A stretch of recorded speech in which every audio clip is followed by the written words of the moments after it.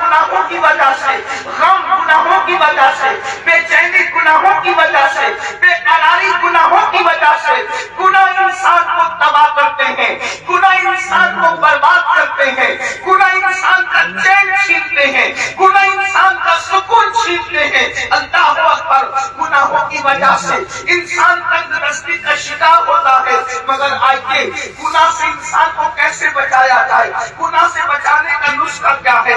ایک بات آپ کے سامنے عرض کریں، میری قوم کے جوانوں، ہر انسان گناہ سے بچنا چاہتا ہے، لیکن گناہ سے بچانے کا طریقہ کیا ہے؟ ایک خوبصورت طریقہ ہے، اللہ اکبر، جب دل گناہ کرنا چاہتا ہے تو انسان گناہ کرتا ہے، اللہ اکبر، جب دل میں گناہ کا خیال آتا ہے تب انسان گناہ کرتا ہے، اور دل میں گناہ کا خیال آتا کب ہے؟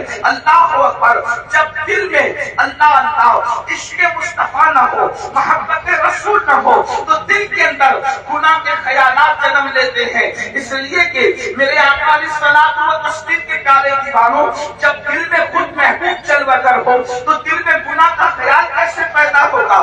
جب دل میں آمنہ کے لال کی جلوہ گری ہو تو پھر دل میں گناہ کا خیال کیسے پیدا ہوگا؟ اس کو یوں سمجھ لو، جب تک میرے آقا مکے میں تھے اور مدینہ منورہ میں گئے تھے تو اس وقت تو مدینے کی زمین مدینہ میں ہی کہلاتی تھی، بلکہ یثرب کہلاتی تھی۔ اس کو لوگ بلاؤں کا گھر کہتے تھے، بیماریوں کا گھر کہتے تھے، مصیبتوں کا گھر کہتے تھے، لیکن یہ شان مصطفیٰ جان رحمت ہے، یہ عظمت مصطفیٰ ہے۔ حضور نے یثرب میں قدم کیا رکھا؟ صرف یہ قدموں کی برکت ہے کہ اب وہ شہر بنا، شہر شفا ہوتا نظر آتا ہے۔ اللہ اکبر، اب اس کو کوئی یثرب نہیں کہتا، ساری دنیا اس کو مدینہ کہتی ہے، اور لوگ کہتے ہیں لہو حرام جس بیمار کو سارے زمانے سے، لہو حرام جس بیمار کو سارے زمانے سے اٹھا کے لے کے آئے پاک ان کے آستانے سے۔ حضوری ہی اسیا کی دوا پھیلی ہے، شہر معاصی کا پیدا ہی شفا کھانا۔ اللہ اکبر، اب بتاؤ وہ شہر دوا نہیں بنا، حضور کے قدم رکھنے سے وہ شہر دوا نہیں بنا، شہر شفا بنا۔ کیوں؟ اس لیے کہ دوا کبھی فائدہ بھی کرتی ہے، کبھی نقصان۔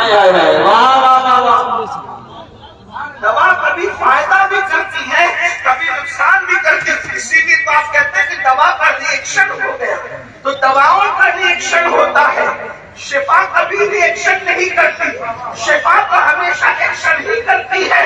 تو اللہ کے نبی کے قدموں کی برکت سے وہ شہر دوا نہیں بلکہ شہر شفا بن گیا۔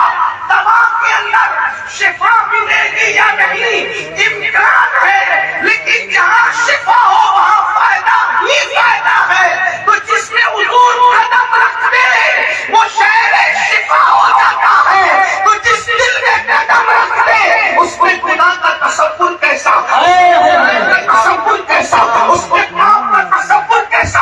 اسی لیے امت کے مجتہدین نے سب سے بڑی محنت اس بات میں کی ہے کہ لوگوں کے دلوں میں عشق رسول پیدا کیا جائے، لوگوں کے دلوں میں محبت رسول پیدا کیا جائے۔ اور یہ محبت رسول نعرے والا نہیں صرف، یہ محبت رسول رسم والا نہیں صرف، بلکہ حقیقت میں لوگوں کے دل میں محبت پیدا کی جائے۔ اب یاد رکھیں، محبت اور عشق پیدا کرنے کے لیے اللہ اکبر ہم تھوپتے نہیں ہیں۔ پہلی بات یاد رکھنا، اے میری قوم کے جوانوں، ہم حضور کی محبت کو تھوپتے نہیں ہیں، بلکہ واللہ تاللہ باللہ حضور ہے ہی ایسے جو حضور کو سن لیتا ہے، جو حضور کو سن لیتا ہے، جو حضور کو دیکھ لیتا ہے، وہ حضور سے عشق کرنے پہ مجبور ہو جاتا ہے۔